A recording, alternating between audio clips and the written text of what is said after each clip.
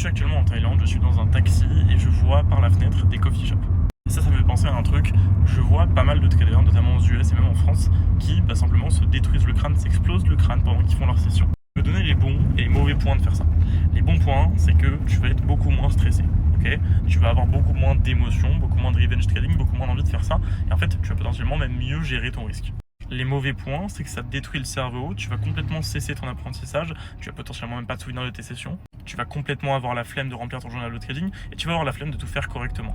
Le plus gros contre pour moi, c'est que tu vas t'auto-convaincre que tu as besoin de ça pour trader, alors qu'en vrai, c'est juste une dépendance que tu as à ton corps. Personne au caractère addictif, que ce soit avec le casino ou avec d'autres choses, ne faites pas du trading. C'est la première chose qu'on m'a appris. Le premier cours de trading que j'ai vu, c'était marqué que si jamais tu avais des comportements addictifs, ne fais pas de trading. Alors frérot, laisse pas une plante, laisse pas un truc te ruiner la vie. Arrête cette merde, commence à trader de manière correcte, propre et tu vas voir, tu vas faire encore plus d'argent. Communauté plus du 1000 traders qui est dispo en bio, je trade tous les jours là-bas en direct. Si tu veux la rejoindre, t'as juste à cliquer sur le lien qui est dispo sur mon profil.